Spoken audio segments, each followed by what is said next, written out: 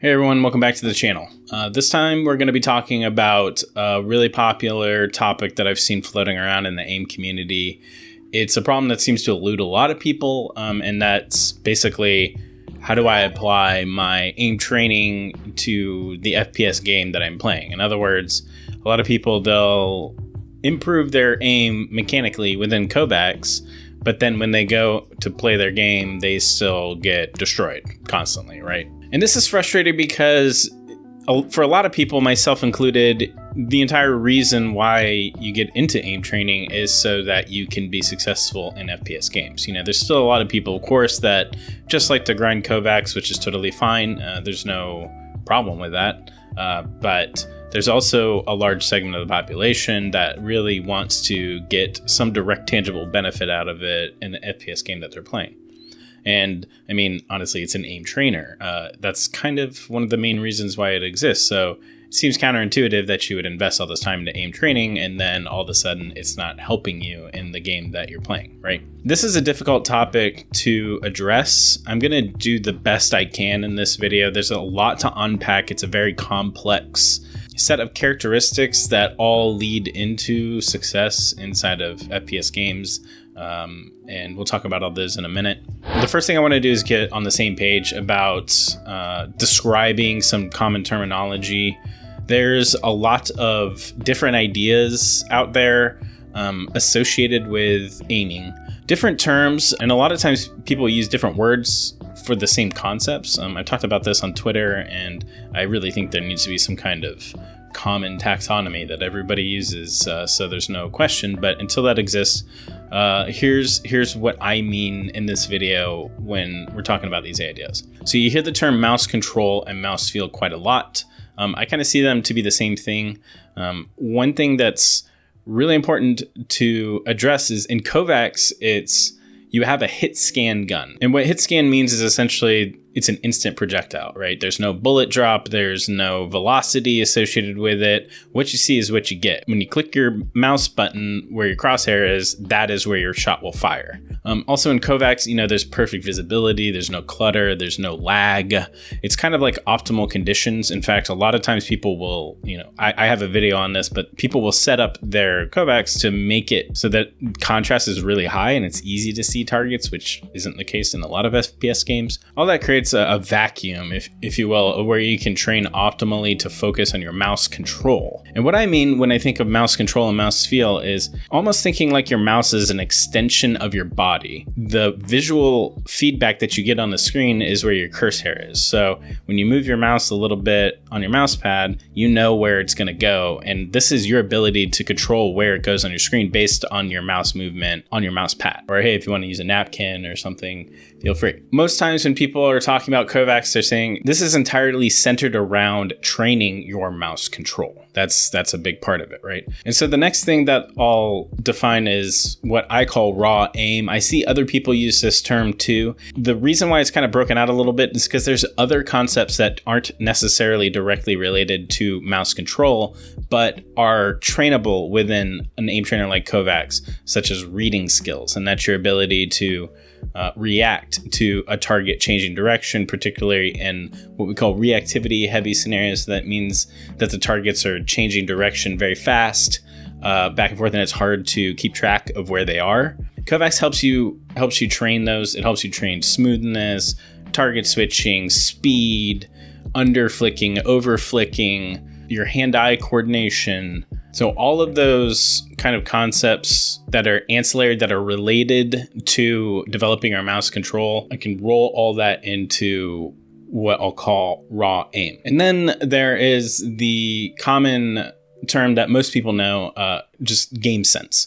Gamesense is a lot of the strategic type of elements in FPS games that can be, you know, positioning, awareness, communications, knowing when to rotate, faking people out, you know, making plays. It could be things like, you know, reload management, inventory management, knowing when to push, knowing when to heal.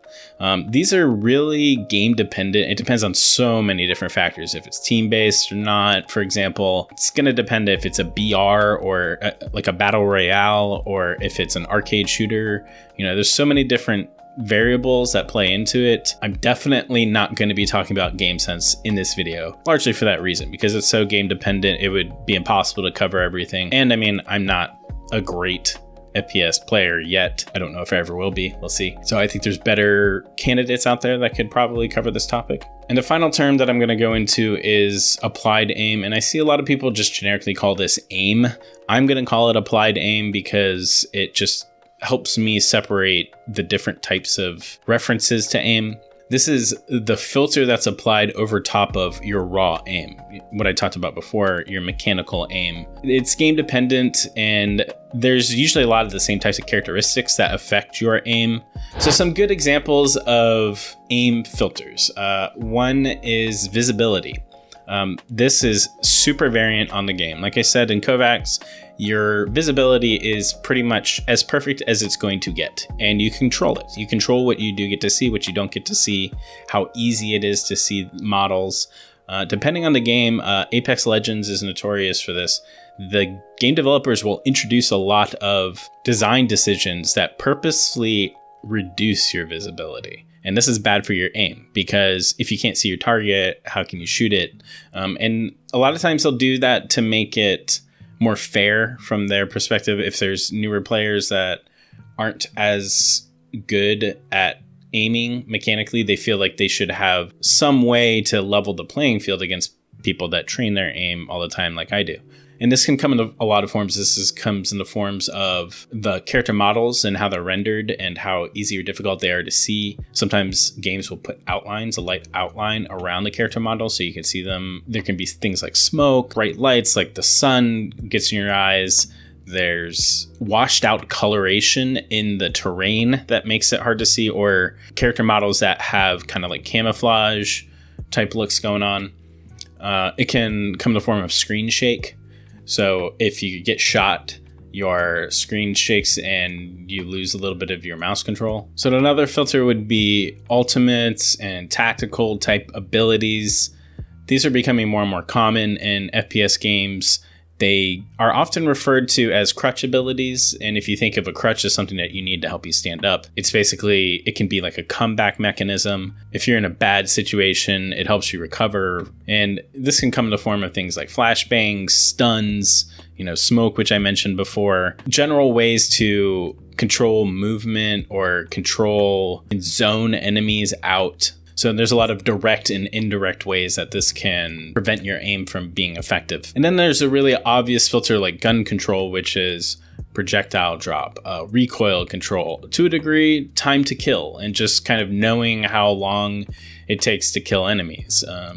All of these are factors that are difficult or not worth training in aim trainers, and we'll talk about that in a little bit. Another big one is latency. FPS games almost exclusively nowadays are played online. They're very rarely in a LAN setting, especially with COVID. That really eliminated a lot of those situations. And most times when FPS games come out, they don't even have a LAN mode on release. So without me going into too much detail on the individual components that affect latency overall, like things like ping, packet loss, round trip time, those things are important, but I don't want to turn this into like a technical, engineering type video. I'd like to think of this overall as like a data consistency model. Let's say that you have a file sharing site. You want to give users the ability to upload data, to remove data, to change data.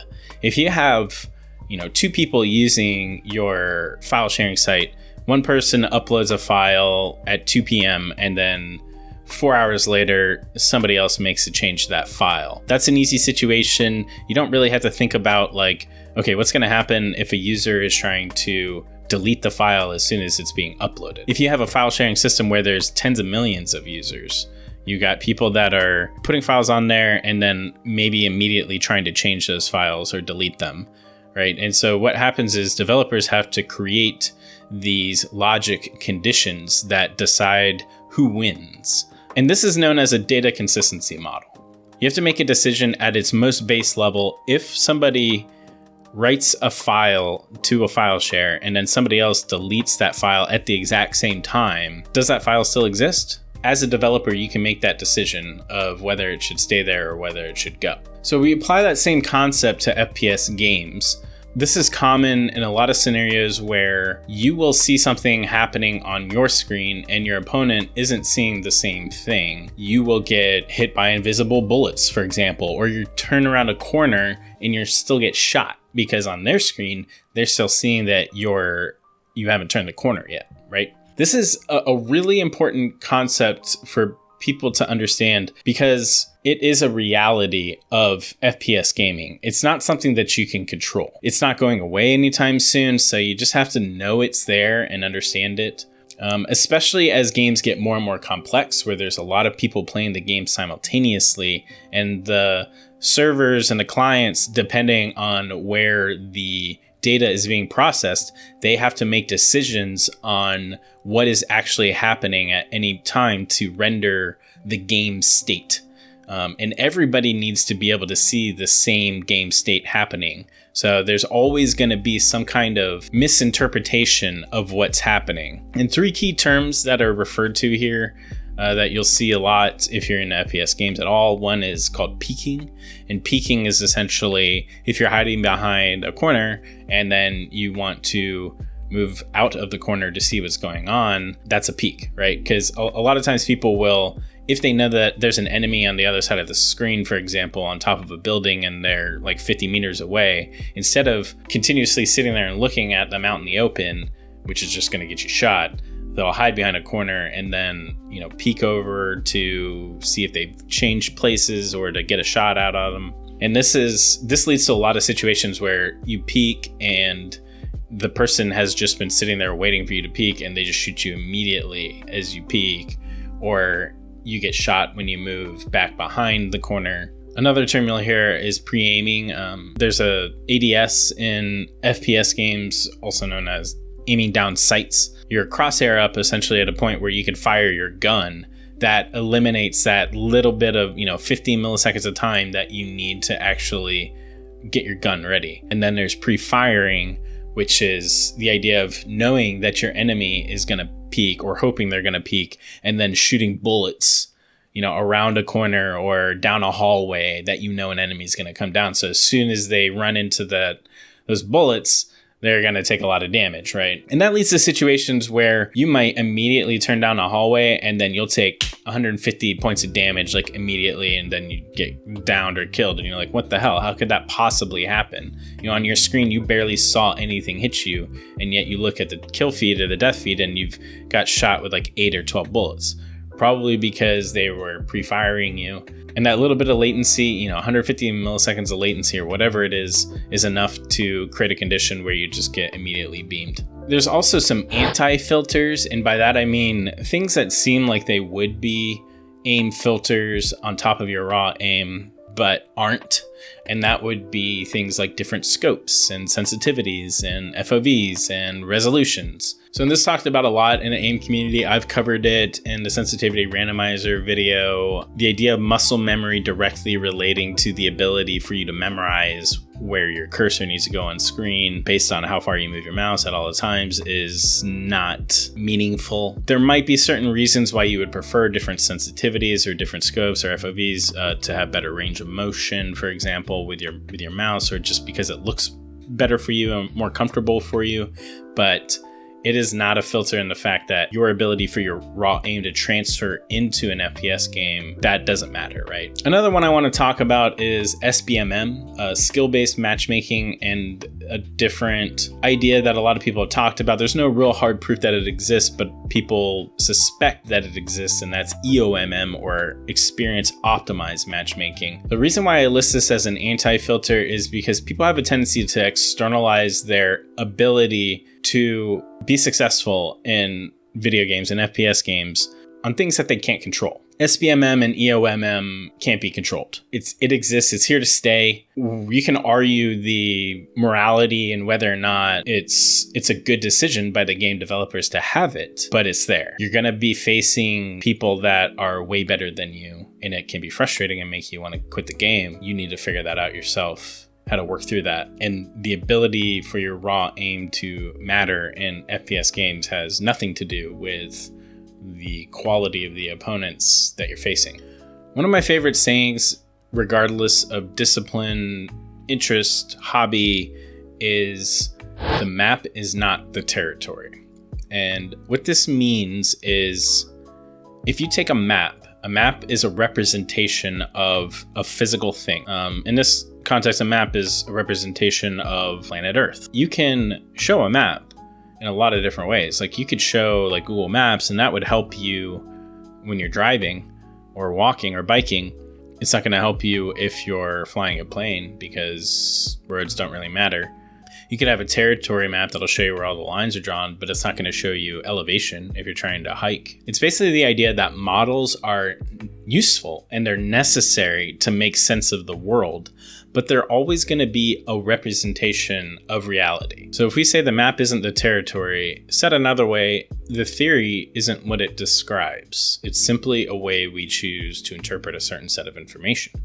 And maps can also be wrong, but even if they're essentially correct, they're an abstraction, and abstraction means that information is lost to save space. Okay, cool. Thanks, Ridd, for the life philosophy lesson. What does that matter in this context? And the reason why I'm bringing this up is because I see so many people that use the kovaaks benchmarks, respectful aim, voltaic benchmarks as their models for relative aim skill. And this isn't me shitting on these benchmarks. I run them. I encourage people to run them, and I'm glad they exist in the AIM community. I mean, it's a major achievement. They've been improved massively over time, too. People are constantly thinking about how to improve them. But again, the map isn't the territory. Just because you have a certain rank in a kovaaks benchmark doesn't mean that's a representation of your skill. People often confuse the model with reality. They invest time in improving on aim. They think they can just beam kids in game without having to try. You think they can just walk into any game because they're master, diamond, or whatever, and then just insta-gib. On my screen, I'm going to show a video of Hollow. I bring up Hollow a lot because he's a big proponent of aim theory. He spends a lot of time thinking about how to improve aim and gives great advice on aim improvement. And he's also really honest with his levels in aiming and in FPS games overall. And he'll be the first to tell you that he's plat in voltaic benchmarks. Now, as you're watching this video, you're probably thinking, how in the hell is this guy plat in voltaic benchmarks? Because his aim is incredibly good. And the opposite can be true. People can have amazing aim GMs and then in game they look super sloppy. So does this mean benchmarks are useless and there's no point in aim training? No, that's not what I'm getting at. You just need to recognize what aim training is good for and what it's not good for. If you wanted to be good at physical combat, would you just start trying to 1v1 everyone IRL? Unless you want to get your ass kicked a lot, you probably want to practice technique, like striking, grappling, blocking. There's tons of different martial arts out there whose job it is to teach you these fundamentals so that you can practice for a fight. Bardoz uses the analogy of learning an instrument is like learning aim techniques. And if you think of learning how to micro adjust or draw straight lines between targets or smoothness as practicing techniques on a guitar, like learning bar chords, strumming, finger placement. You're practicing those techniques to get better at those specific techniques, right? But extending it a little bit, what if you're in a band? You're going to need to practice things like timing for the songs that you're in, knowing if you're playing melody, songwriting skills. Those specific techniques that you're isolating and practicing, like learning bar chords, are meaningful and they matter because they give you better technique to help you write better songs. But you still need to be able to write those songs and play those songs in a band. And once you start to climb ranks and spend a lot of time in kovaaks, particularly focusing on benchmarks, you'll notice that there's a lot of techniques that are needed to get high scores in scenarios that don't necessarily translate one-to-one to in-game FPS. It can be things like learning the bot patterns. Like Fugla XYZ is a big one that people need to learn the actual bot pattern. practicing individual bots for longer gauntlet type scenarios, because they're so long, 3+ minutes, there's a lot of room for making mistakes. You're never going to be in a situation where in an FPS game where you need to have flawless aim for 3 minutes straight. The ability to reset scenarios over and over again so you get that one good run. It's not that these skills aren't meaningful for your aim improvement. It's just they might not be meaningful for what you want to succeed in, which is to be successful in FPS games. Just scrolling through Twitter, looking at aimers that are in the top leaderboards for kovaaks, almost exclusively all their content is centered around them getting high scores on leaderboards. Very rarely do you come across people that are really good in kovaaks that are also really good in FPS games. It's not that they don't exist. It's just, there's people like Juicer out there, Torj. They are in the minority. So why is that? I think there's two main reasons. A lot of people just like to get high scores on the leaderboards, and they just like to play kovaaks, which is totally fine. They are not grinding the scenarios and the benchmarks to get better at FPS games. They're grinding it just to get high scores in kovaaks. The second is, once you hit a certain point in your mouse control development, you almost hit a crossroads. It's, do I spend all this time getting high scores on the benchmarks, or do I spend the time that I have aim training to improve in the game that I want to improve at? Like, there's a lot of things that you would do when you're training aim scenarios that are going to help you in game, like moving around a lot, that aren't going to give you high scores. What I'm going to talk about next, which is how to maximize your aim training effectiveness for FPS growth. Once you hit a certain ground floor, I'll arbitrarily say around gold complete or platinum in the voltaic benchmarks, you want to focus your attention on your in-game specific weaknesses. By that I mean going back to what I always talk about, which is, what are your bottlenecks? Look at your bottlenecks in-game and see what you need to work on in your kovaaks training that specifically is something that's trainable in kovaaks that is going to help you get better in-game. And to do that, you really need to look at your VODs and look at these situations where that your limiting factor wasn't your game sense, your positioning, but it was specifically because you're weak in a certain aim area, or if improving certain aim mechanics would increase your confidence or give you more options in game. You want to stop using your benchmarks as your compass for your in-game improvement. Don't just say, well, I'm 3 points away from platinum in this scenario, so I'll just focus on that to get the next rank. It might be that is your weak area according to the benchmarks, but that doesn't mean that's your weak area preventing you from getting better at your FPS game. Things like using randomizers help you a lot because they help represent the types of situations that you're going to have in game. If you're playing the same scenario 20, 30 times in a row, of course you're going to get better. It's good to do those types of things to improve your techniques that you're trying to improve. If you're trying to warm up for hopping on Apex or something, you can run a playlist in random and you can use sensitivity randomizers to help build your mouse control. You can try visualizing the benefits the scenario that you're running applies to in-game to think about, what type of situation am I weak in and what type of situation is this going to benefit me in? Thinking of like movement scenarios.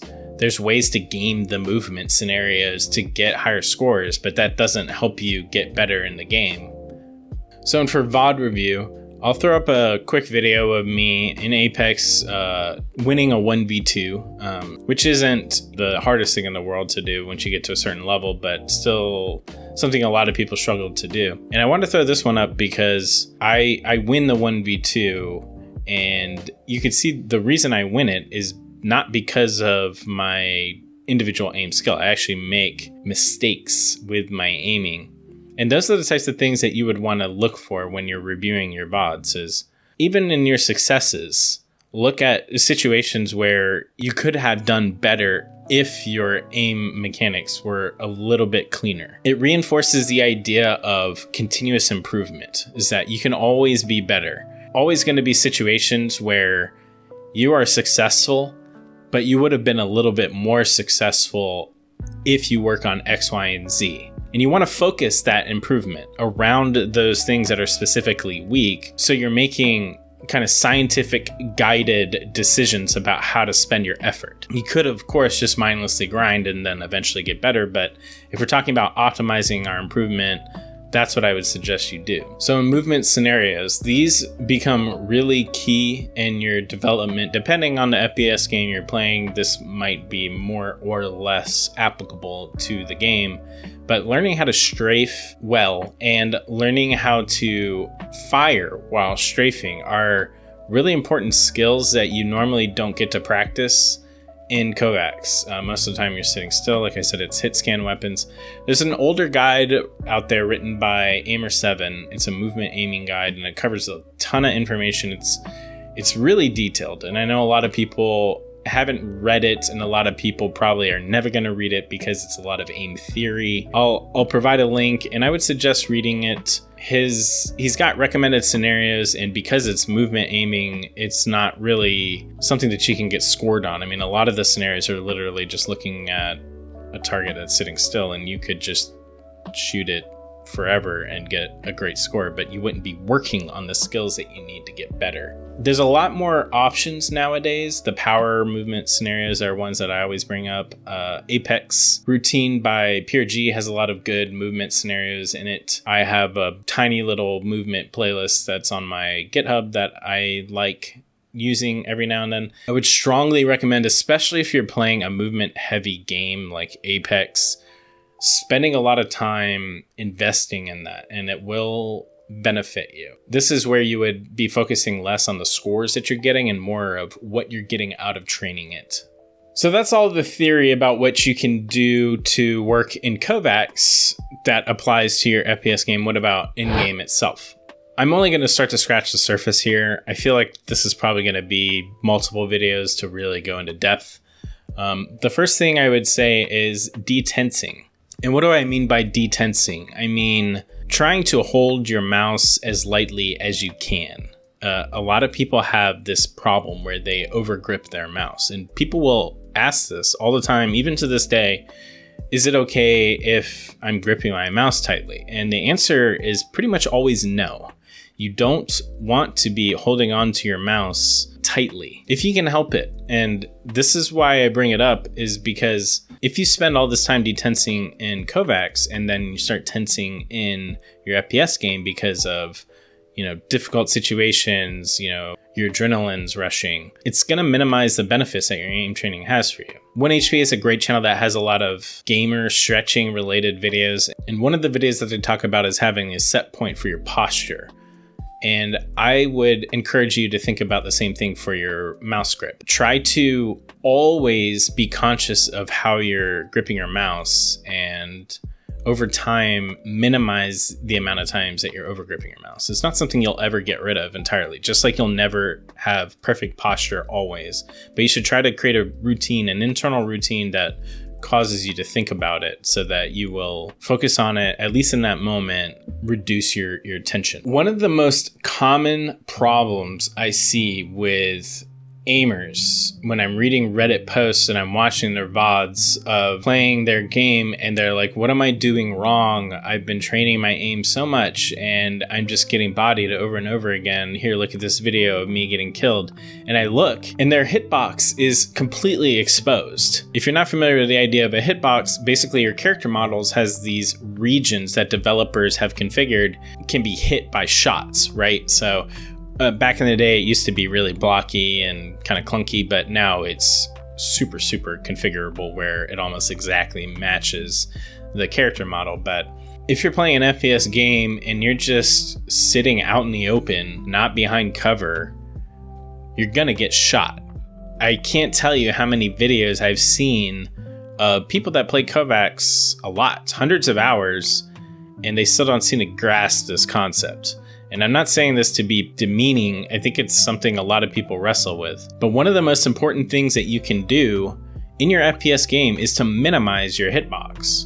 And this is where I think illustration is a lot more important. So I'm going to go over some videos and we're going to talk through them. Now, mind you that I play Apex Legends, so most of these are going to be around Apex, but ideas will be the same. So the first one we're going to talk about is somebody by the name of eomm. He's a pretty prominent Apex player who is known mostly for his movement. And the items I'm going to cover are a lot more focused on his ability to minimize his hitbox and to excessively use cover. And I'm going to kind of talk what I mean by that.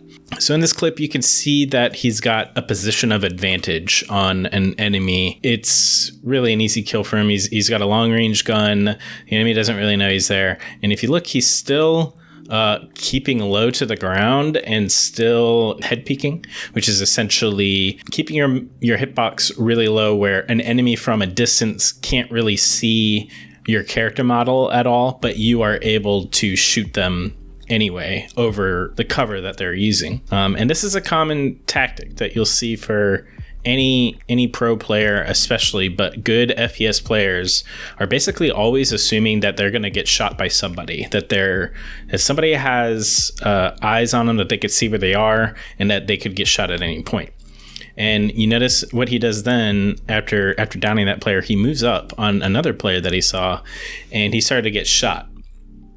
And his immediate reaction was to move behind a box because he saw from the direction he was getting shot, and move behind a box so that person that was shooting him no longer had visibility on him, right? So what he is doing there is a concept called zoning.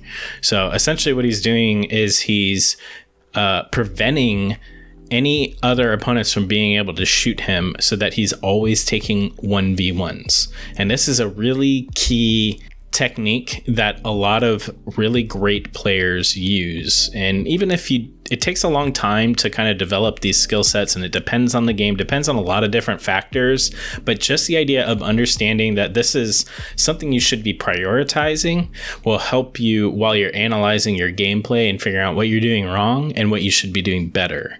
And so you always want to be trying to position yourself where you're isolating other enemies and you're always taking 1v1. So that's why I wanted to point this clip out in particular. He ends up dying. He ends up getting killed anyway. But it's still the right move. Like, he made the right play there. Best case scenario, he knew where that person was shooting him before he even got shot. But the fact that he was able to react quickly to it, it's a sign of a good player. So this next clip that we have, he is able to determine where the enemy team is. And if you watch his movement here, he is very specifically staying behind cover at all times, and he's utilizing height to his advantage, and he's also continuing to keep his hitbox as small as possible, head peeking where possible, and staying on top of cover at all times, right? And this guy, again, like I said, he's known for being a movement god, and in Apex, it's a very movement heavy game, and you can easily win fights just because you're moving better than your opponent and they have a hard time shooting you. Even with that advantage, he still always prioritizes keeping his hitbox low, assuming that enemies have shots on him, and trying to prevent taking unnecessary damage and isolating and zoning his enemies. That's why I wanted to show this clip in particular, because you might think if you're a great aimer, you could just walk into any fight and then you're getting shot by 2 to 3 different people simultaneously. It doesn't matter how godlike your aim is, you will die. You are going to lose that fight. Great players understand this concept and they try to prevent those types of situations from occurring, even if they have fantastic aim and movement and their mechanics are top tier. This clip I like picking for a couple reasons. When you're getting into aim training and you're still kind of adapting and learning in FPS, one of the better approaches to take is to pick guns and situations that complement your aim. He's got a gun that has a 2x sight on it that if you've been practicing small bots and long strafes, easy shots for you. He's got no pressure. So it's a great conditions that he set up, which allows him to really just take advantage of the situation and maximize damage without having to worry about getting shot himself. The types of conditions that you want to put yourself in as much as possible, especially when you're newer to the game and you've been spending a lot of time aim training and you're having trouble adapting that aim training to in-game. You know, a little bit later on in this clip, you see he's got basically these tiny dots, you know, that he's shooting off in the distance. It's almost impossible to even see that they're there. You know, I mean, he's got great awareness and acute visibility where you can see those things.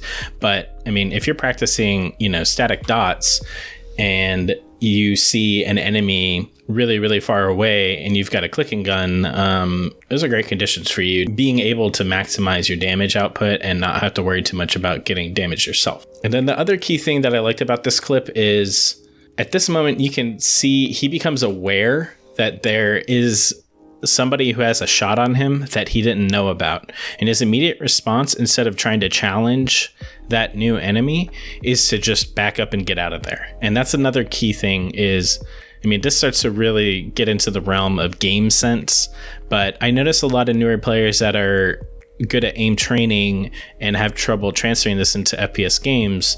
They will try to take every fight because they assume, I think, that because their aim is superior, or they assume it's superior because they've been spending time training it, that they can take those types of situation fights. But again, it doesn't really matter how good you are. Even if you're one of the best players, you want to avoid taking encounters that you aren't prepared for. The best thing to do is just to kind of reposition and then approach the fight differently. So this next clip we're going to look at is by Bardoz, who's pretty well known in the AIM community. He holds pretty much all the best records for clicking scenarios specifically. And he's also a competitive player in Valorant. So I thought he'd be a great candidate to kind of show, you know, aim training as it applies to an FPS game, plus it's a break from Apex since that's mostly what I talk about. So in this first clip, we see a great example of the use of one, holding angles, and two, pre-aiming. Of course, you know, his aim plays into a major part with his success in this clip, but I just wanted to give an example of, again, a great aimer who still needs to rely on positioning, holding angles, and especially pre-aiming in order to maximize their success and how much damage they do to others and how much damage they don't take themselves. Obviously, this starts to go into the realm of game sense and awareness, but just showcasing that, because I've seen a lot of clips from aimers who do play Valorant that make those bad decisions and then think that their aim is what's preventing them, but it's really those bad decisions that are what's holding them back. And I like this next clip to show his approach to a situation where he wasn't exactly sure where enemies were, and instead of just full peeking and just putting his entire hitbox out there, you can see he slowly approaches the angle, just barely has exposed himself from cover, takes the shots as needed to win the fight. This is a crucial thing that I see a lot of people do poorly, where they'll go into an unknown situation and instead of assessing that situation, they basically assume that they can just walk right into it and then take the fight without knowing what the consequences will be. So what you want to do is whenever you're approaching a situation that you're not fully aware of, you need to get intel and use that intel to make decisions about how you're going to take the fight. And in this clip, it's another great example of holding angles, very precisely approaching a situation where you think there might be a threat rather than just running straight into it, barely exposing your hitbox and making it difficult for enemies to shoot you while you're still able to shoot them, right?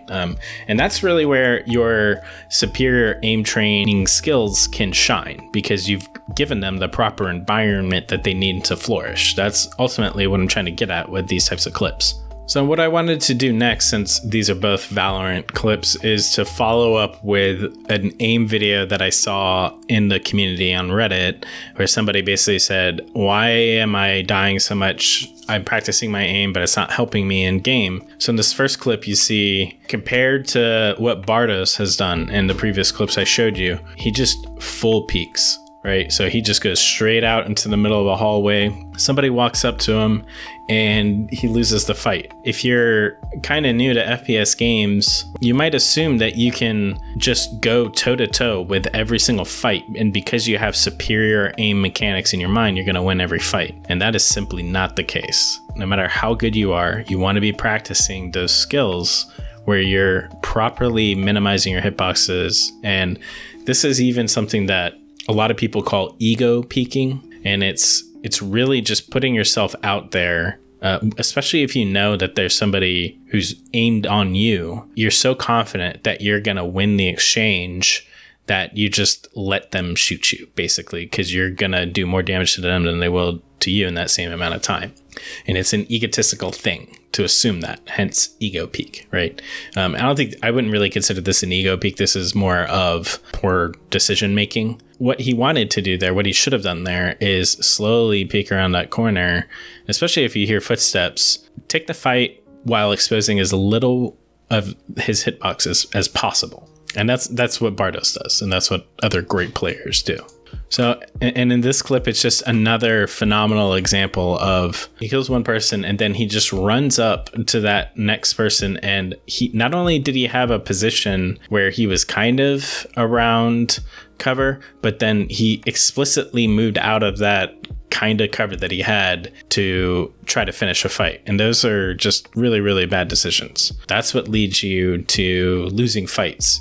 Even if your aim is better, there's a lot of filters in the game that prevent your game that you might have in kovaaks and, things like nerves that might prevent you from translating that exact success into the game. That's why you want to put yourself in positions where you're always taking advantage of your better aim mechanics. So this next clip I have is somebody named Faide, who's pretty highly regarded in the Apex community. Again, kind of like Lyric, really well known for having top tier mechanics and movement. You can see he's taking a 1v1 in a position of height.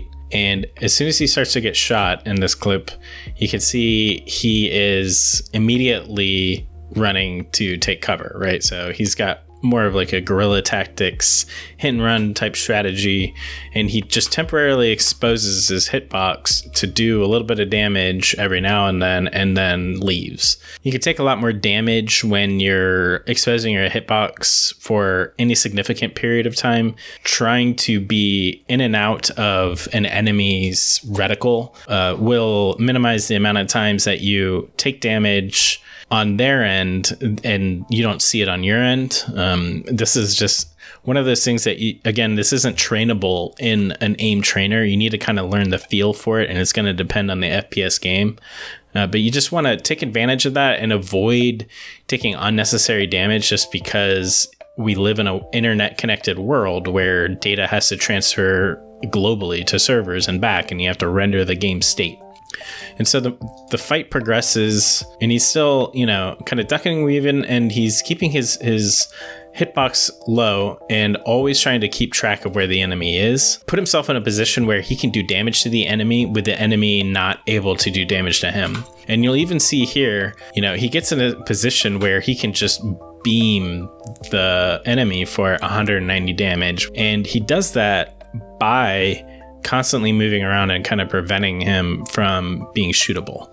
And it's by design, right? Like you might look at that and then you're like, oh, well, he got lucky, he's playing against bots, but this is a strategy. The reason why he is able to get in those types of positions where he can just beam someone with nearly a full clip without much pressure on himself is because he puts himself in those positions. And that's something that you should always be thinking about as you're trying to improve your own gameplay. How do I maximize my potential for doing damage to enemies and minimize their potential for doing damage to me? So, and I wanted to quickly show this little clip of, the shotgun exchange. This is a really common technique that people use, even really newer players, where they constantly duck in and out of cover while using long reload, big damage guns like shotguns. Again, showing the power of being able to minimize the amount of damage that the enemy can do to you while also maximizing the damage you can do to them by just putting yourself in a position where in between shots because you can't even shoot the gun. Why would you leave your hitbox exposed while you can't even do anything to the enemy in return, right? So that's what people are doing when they're moving in and out of cover while they're shooting something like a shotgun. So, and I really like this clip for showcasing a few different things. The first being Faide gets some initial shots on a bloodhound, and it's a 1v1. There's nobody else around. He's low on light, he's low on ammo, but he does some initial shots. He sees the bloodhound go back behind cover, and so his next approach is to come left where he can approach the bloodhound because he knows that that bloodhound, who is now behind a rock, isn't going to have shots on him, right? So he's isolating and zoning. He's preventing, while moving up, he's preventing that enemy from doing damage to him. And then once he gets into, close range, holding the corners and holding the angles and waiting for an opportunity to do damage to the enemy while also preventing damage to himself. And in this case, he does it with some good movement and kind of dancing around the obstacle that he has, which is the rock, and they're both kind of like dancing around it. But then near the end, you see he exposes his hitbox for too long, and he does it because he thinks that he can finish the fight with the extra bit of damage that he thinks the enemy has, but the enemy actually has more health than I think he realizes. And he takes a couple headshots himself, and you see he almost loses the fight, right? Like, he had every advantage for the most part, and he still almost lost, even with his superior skills in mechanics and movement and aim. You can still lose these types of fights, even in perfect circumstances where you're doing everything right. All it takes is one little mistake where you expose your hitbox too much. So that's why I think it's so important that you are putting yourself in constant positions of advantage, no matter what your skill level is, because you need to learn those concepts and those philosophies about how to approach these fights. Even when you have godly aim, it doesn't matter. You could still have a couple bad seconds of a fight, and then all of a sudden it's over. So at this point, you might be thinking, okay, well, these guys are gods. I'm not a god. So how does this help me? So let's look at some of my footage. And this maybe will help you get some ideas about how to analyze your own footage and get better. And you'll see I don't care. Like, I will put out my footage. I know that I'm not great. I'm intermediate. And I don't mind people seeing my poor gameplay because I want people to benefit from the videos and the content that I'm making. So I picked a couple 1v2s that I took. This first one, I could see both enemies are approaching me down a hallway. I try to get some shots on them before I kind of retreat to cover. And they slide into my viewpoint, and we do a little bit of exchange. I miss my shots. The other enemy comes in. I get some shots on them, but you see that I'm purposefully hugging the wall, and they are basically full peeking, and they're doing it because they feel like they have an advantage. They have a 2v1 on me. They do have an advantage. And this is what creates situations for you where you can actually win fights in uneven circumstances, because enemies will usually get way too cocky and push way out in the open and do all of the things wrong, like what I've just talked about in the past few minutes. So I even peek a little too far out, but I'm able to kill one of them, and then I just hug the quarter and I just keep shooting the other one, who is still, again, out in the open. So it's easy shots for me, it's harder shots for them, and I win the fight. Pretty straightforward, even with not great aim. Like, I missed a lot of shots there. I was still able to take both of them out without losing much health at all. So in this next 1v2, I know that I'm in a bad situation because my teammate's dead and I know two of them are still up. So you can see me kind of jiggling back and forth behind cover, trying to get some shots on them. And I throw ordnance, I get a lucky nade, and I take one of them out without even taking any damage myself. And so what I do is I make a pretty big mistake here, because what I'm doing is I'm making an assumption that the enemy is still back behind cover and I need to push to take advantage of this situation, because now I have a 1v1. So it's easier for me to win a 1v1 than a 2v1. So both the enemy and I push out in the open. So both of our hitboxes are fully exposed, and it's basically, you know, an exchange. And I miss a lot of shots. I talked about this earlier about how I miss my shots, and that's trainable. So I start to take cover. For a split second, I make a decision. It's like, should I heal or should I back? And again, this is more like game sense type territory. But what I do is I know that they're going to push me. And I know that if I heal, I'm just going to be sitting there trying to heal and they're going to get free shots. So I see cover ahead of me. I quickly try to get to cover, but I also start spraying on them as I'm leaving because I know they're going to come down, and I do a lot of damage to them. And the reason why they lost this fight is because they ego challenged. The right play here would have been for them to just kind of like back and heal or just back up, get a better position. But instead what they do is, because in their mind they were thinking, well, this was a 2v1, my teammate must have done damage to them enough, I can just win this 1v1 and I have the advantage. But that's not what happened. So they're still operating in that mindset that I can just push this fight and win. And as you can see, I mean, that's what gets them killed. I'm able to just easily finish the fight, even though I had shaky aim there with my reactivity, and then I win the 2v1. Oh, that took a while, huh? So if you made it this far, thank you for sticking around. This is a really complex topic. It's been very difficult for me to make. I think because of the length of this video, I want to do a nice recap of the key takeaways. The first one being, your benchmark rank is not equal to your in-game skill. And we talked about how the map is not the territory.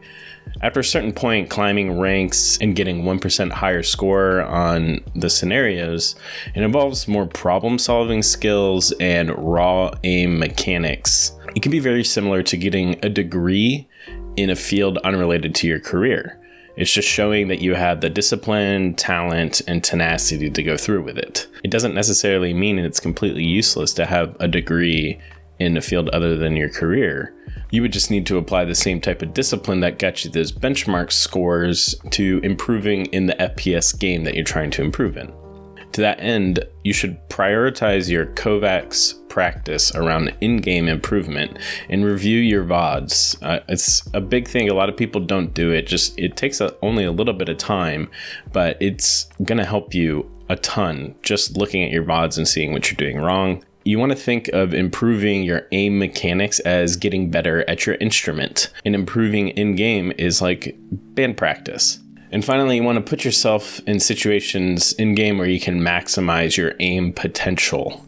We talked about a lot of different topics in that regard, such as minimizing your hitbox, excessive use of cover, isolating and zoning your enemies to always take 1v1s, avoiding ego peeking and ego challenging, taking advantage of client and server latency, pre-aiming, pre-firing, always putting yourself in positions of advantage where you can shoot people without pressure. I hope you were able to get something out of this video. Again, I apologize for the length. It was really dense, and I'm going to try to focus for the next few videos on less complex, kind of higher frequency content to keep up with all the changes going on in the AIM community. There's a lot of stuff going on that I want to cover. But if you like this video, please like and subscribe. Tell your friends, tell your parents, tell your animals, and I'll see you next time.